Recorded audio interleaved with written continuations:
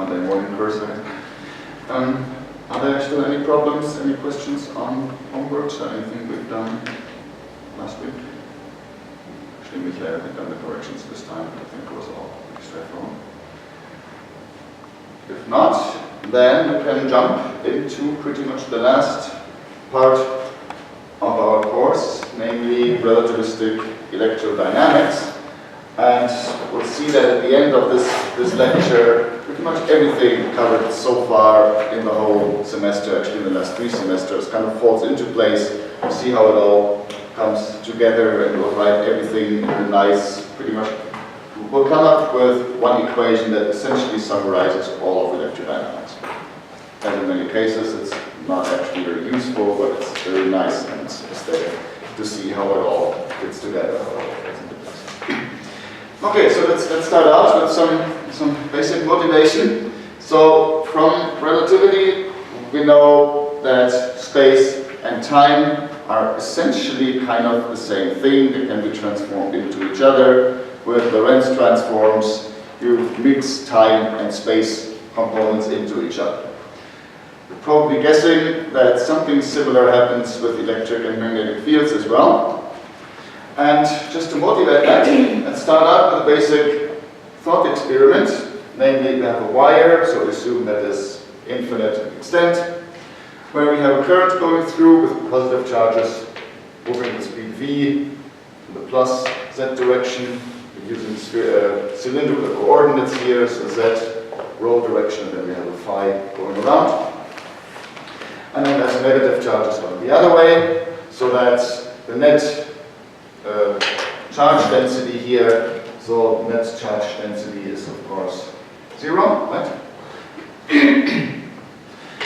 But if we have a charge q moving along the wire, essentially at some distance s, then will that charge see a force?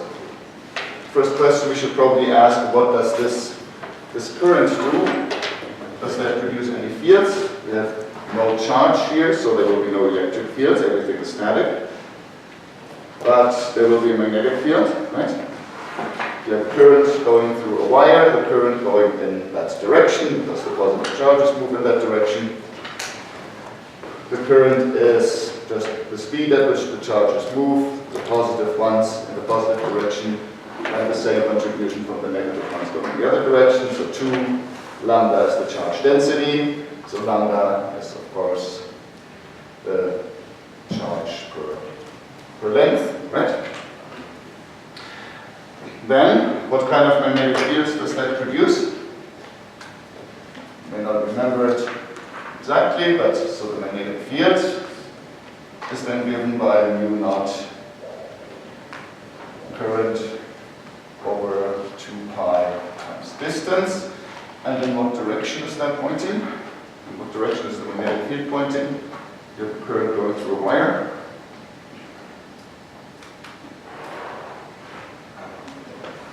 Yeah, you can right, exactly, right? So it curls around the wire, right?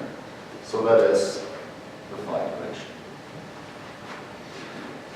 Okay, so in this frame where the wire is at rest, the charge is moving, will the charge then see a force? What kind of force would it see?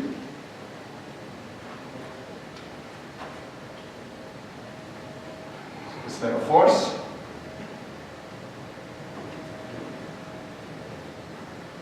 The Lorentz force. Yes, the Lorentz force, which is? E or Q, a charge, divided by V cross B. V cross B, very good. So V in this case is Q, and U cross B.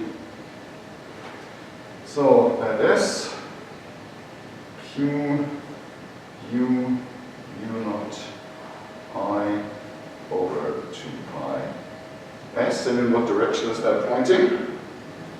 U goes this way, the magnetic field goes around, so it's phi direction. In what direction is the force pointing?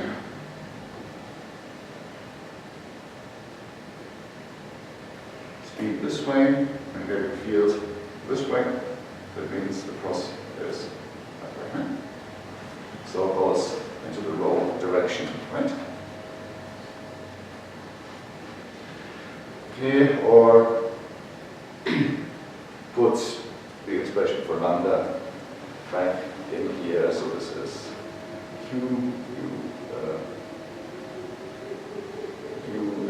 u naught to lambda b over 2, right? Goes in the rho direction. So it's u naught over s.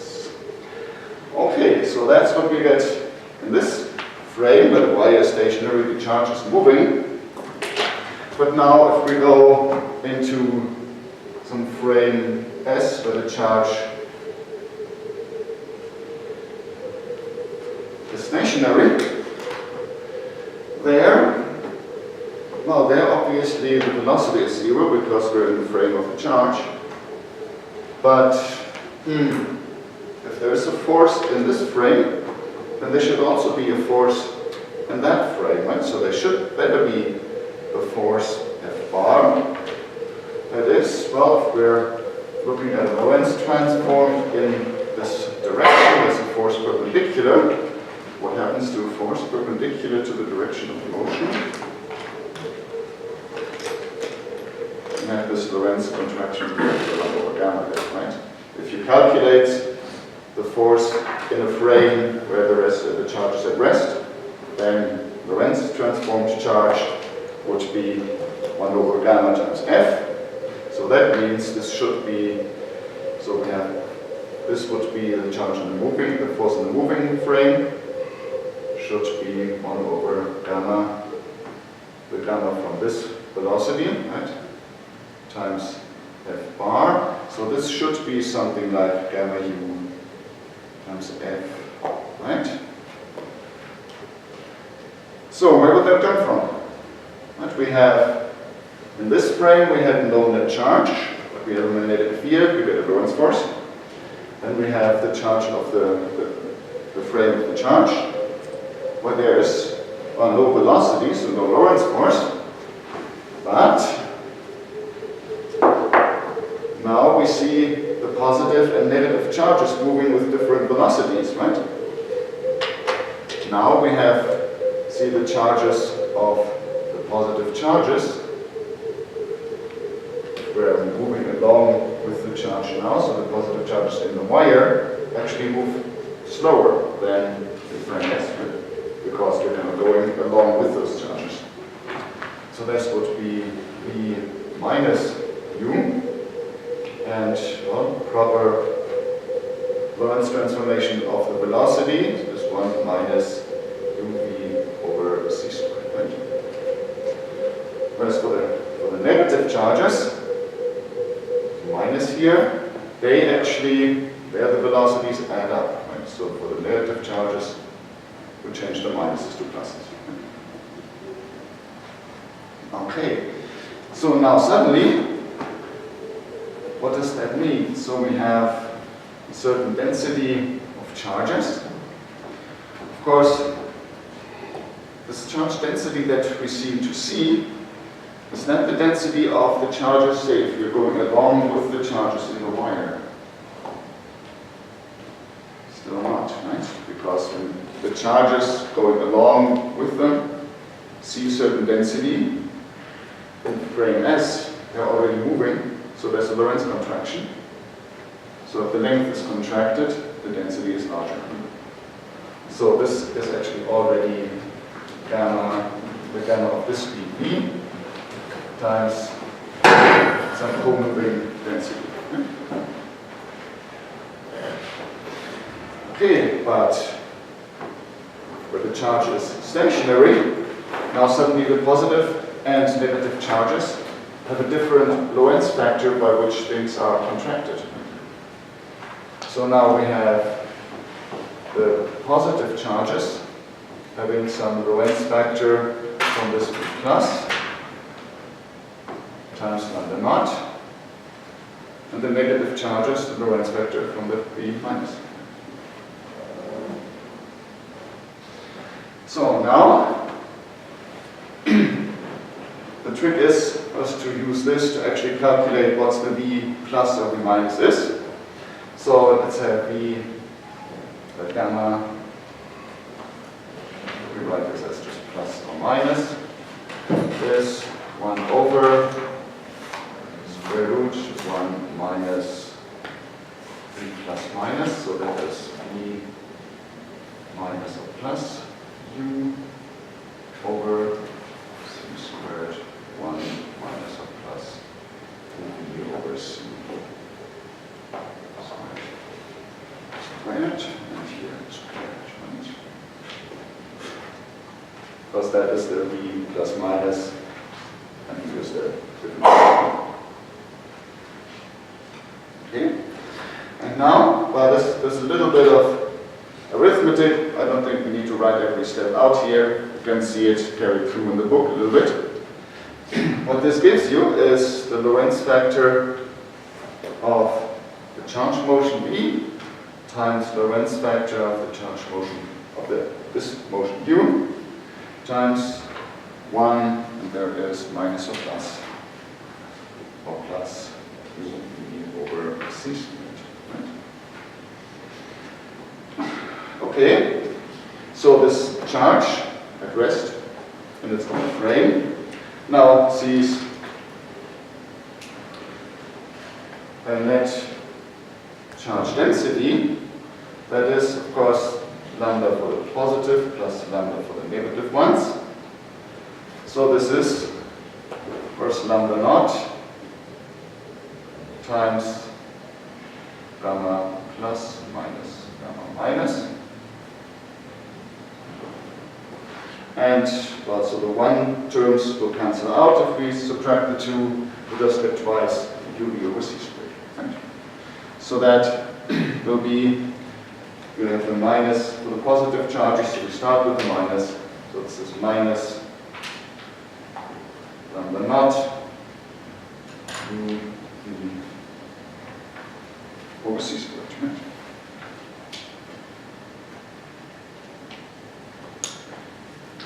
And if you, times gamma u times gamma v.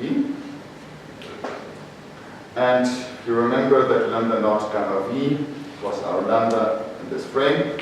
So this is just minus lambda v gamma u over c squared. Okay, so now suddenly what happens is that we have a wire here with some charge density lambda bar. Right? We're still, what distance is this charge away? In this frame, the distance from the center of the wire was s. Is there any Lorentz contraction here? Is the distance changing? There isn't, right? Because we're moving in that direction. That's a distance perpendicular. So that is still the same distance s. Very good. So if we have a charge density and we have charge q, distance s away from it, that of course gives you an electric field, E bar. That is, again, something that everybody might remember. This, our lambda over 2 pi epsilon naught s, right? Okay, we can put this in here, and of course that goes in the row direction. Right? So that will be minus, so this is r. So this is minus lambda u v gamma u over 2 pi epsilon naught s at c squared, going in the row direction. Okay, good. We have a couple of terms here already, you can see.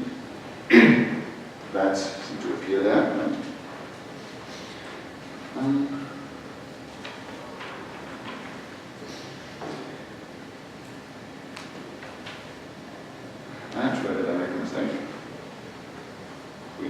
these for the plus and the minus. Right? So there's actually factor 2. 2, and so the 2 will cancel. Okay, so that means there is a force in this frame that is just charge times E, right? So that's just, it's all going in the rho direction, so the magnitude of the force is just Q U V U over epsilon naught C squared S. But of course epsilon 1 over epsilon naught C squared is just mu naught. So mu naught. Alright. So now we have here this little lambda missing. We have Q U V lambda over pi S. Only modification is our MU, but that has to be there, right? Because we're calculating forces perpendicular to the direction of motion in different frames. So the gamma U is precisely the Lorentz transformation of the perpendicular force. So either way you look at it, in one frame we have a force just from a magnetic field, from Lorentz force. In another frame you have a force just from a static electric field. So you can see how suddenly, especially here, there's no electric field here, you have a magnetic field. Somehow part of what makes this magnetic field suddenly turns into the electric field in another frame. So that you end up with a consistent same force. Okay, so this maybe as motivation that we'll see that electric and magnetic field in Lorentz transformation, similar to time and space, are kind of transforming into each other. And what we'll next figure out is how these transformations are actually working. For that, I've already started with the sketch here that defines exactly the same thing in the book, so no need to copy that here. So the idea being that we have some frame called an S0, in which we have some capacitor in the y direction, and that of course gives us an electric field here. So there's an electric field.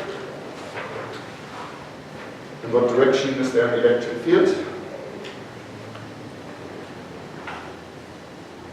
We have a capacitor with charge densities plus minus sigma naught, separated by some distance d. So the electric field is actually not dependent on the separation of the capacitor plates, as long as the capacitor is infinitely wide.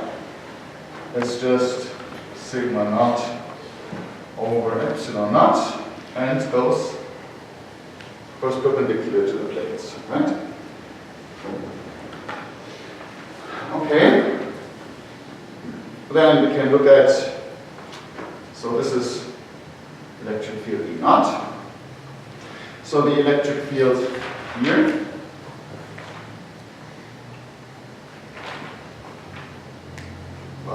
we'll have to figure out what are the charge densities here. So that will still be sigma over epsilon naught in the y direction, but we'll have to figure out what is sigma here. Is the charge density changing in any way? If we're looking at a frame where we're moving with a velocity v naught with respect to the planes, do we see a different charge density there? It's the same argument as there, right? Because suddenly we see a Lorentz contraction of the length, so the density is increased accordingly, right?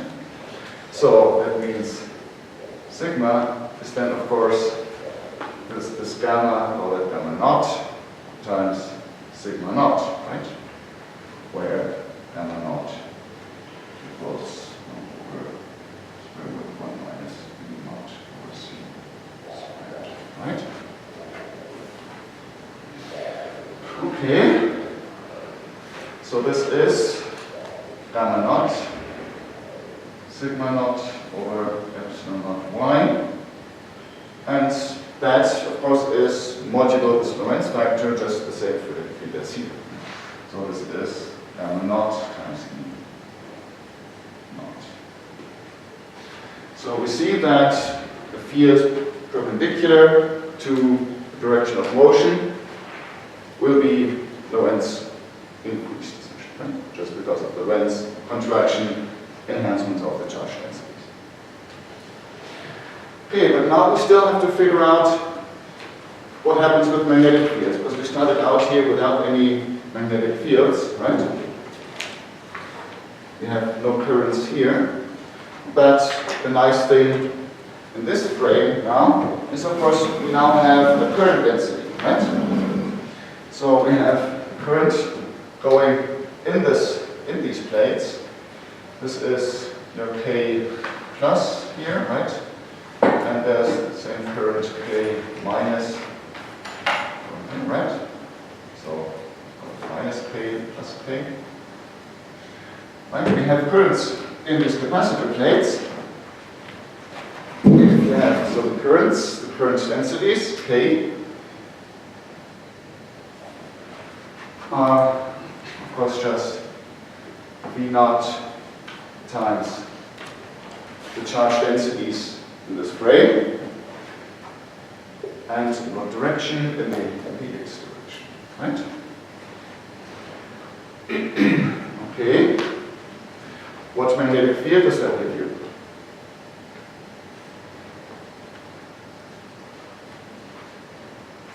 Magnetic field from a current surface current density.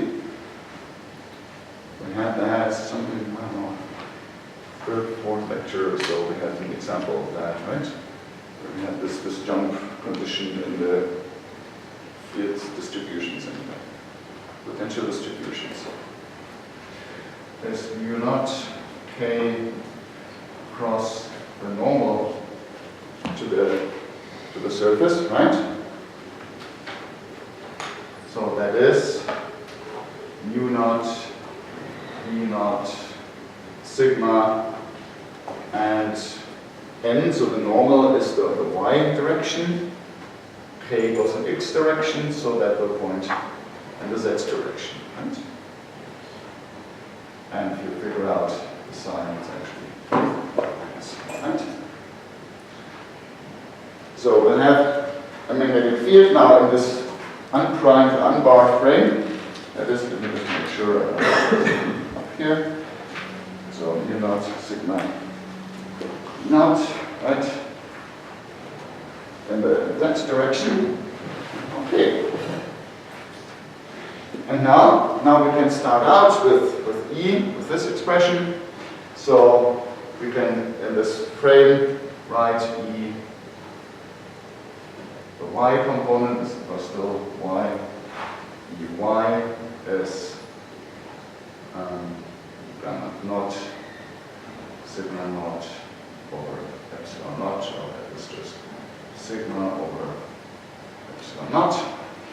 And we have the z component of the magnetic field minus mu naught, E naught, sigma. Right? So those are the fields with which we're now starting in this frame. And now we can move over to another boosted frame, call that S bar. So that moves with velocity v relative to this one. Here, of course, again, we have an electric field E bar, say in the y direction. That won't change, right? That will be, well, whatever the sigma bar is over epsilon naught. And we're going to have a magnetic field dz bar, which is going to be the correspondingly transformed density, so minus mu naught sigma bar times E bar, right? Okay. So now V bar is the velocity with which we have to Lorentz transform our original charge densities to this charge density sigma bar. So V bar is, if we calculate that in terms of V naught, the boost here, and then V, the boost to the next frame, it's just the relativistic velocity addition. So that is V plus V naught over 1 plus V naught over C squared. And we then have sigma bar being just gamma bar with the Lorentz vector corresponding to this, times sigma naught. Or if we want to compare that to this frame, we have to write the sigma not in terms of sigma. So this is gamma bar sigma over gamma. Right? And this is the gamma is the gamma naught. Okay. So this is our sigma naught. We have an expression for V bar, like that. And a little bit of arithmetic again, if we calculate what is our gamma bar over gamma naught. A couple of steps that you have some time at home and figure it out. Being the gamma of this velocity V between this frame and that frame, S and S bar, times 1 plus V naught over C squared. Okay, now we can figure out what these are. So E Y bar is going to be, what is this, gamma bar? It's actually just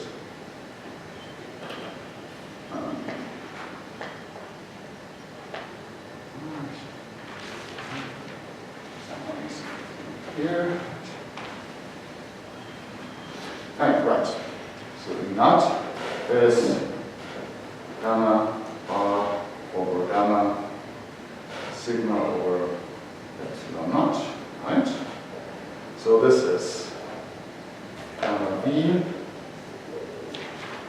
1 plus V naught over C squared sigma over epsilon naught.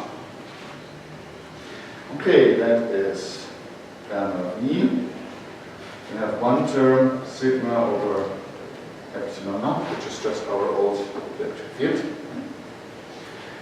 And then plus V naught sigma over epsilon naught C squared. But epsilon naught C squared is V naught over epsilon C squared is V naught. Right? Plus. And what we have here is mu naught sigma V naught. That is minus BC. So what this is the Lorentz factor of the relative speed between these two frames times the electric field in frame S. This is minus. The only thing that's different here is this V minus V Z. So you see that in this moving frame, the electric field actually has contributions from the old electric field, but also from the magnetic field. Also means that even if you don't have an electric field to begin with, if you go into a moving frame, you can start out, you can end up with an electric field from the transformation of the magnetic field.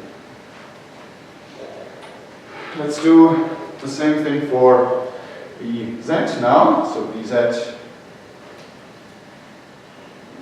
bar being, so minus mu naught, then V bar is V plus V naught over 1 plus V naught over C squared.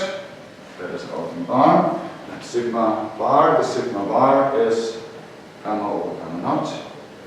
But that is just this fraction. Gamma V 1 plus V naught over C squared. And then we have our sigma. Okay, so sorry, let me continue this up here. So that means this term also cancels out. So that means Vz bar is going to be minus, we have a gamma V here. And then let's see what terms we have there. Mu naught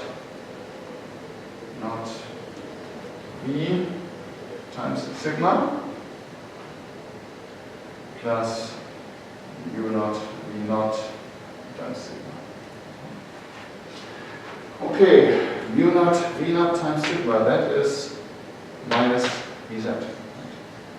So equals gamma V minus, let's put that in here, minus minus gives plus. So we have a Vz here, that's this term. And then the other term here is mu naught V sigma. Let's write mu naught. So we have mu naught V sigma as V mu naught. Let's divide this by C squared. So as V sigma C squared mu naught over C squared, right? But C squared mu naught is epsilon naught, right? So this is V sigma over C squared epsilon naught. Sigma over epsilon naught is E1, right? So we have this minus sign still here, so it's minus V over C squared. So very similar to the electric field transformation, the transformed magnetic field, particularly even if we start up without a magnetic field, the motion can induce an electric field and vice versa. So you see how electric and magnetic fields are just mixing into each other. What we should do now is simply collect these, because we will need that later on. Here.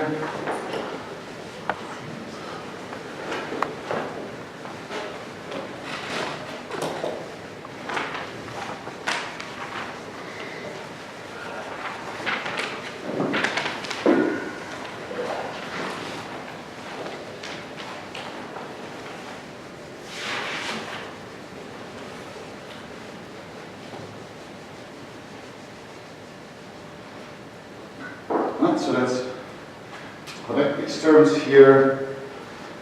So E y r was gamma B E y minus E z. E z bar was gamma B z minus and can do the exact same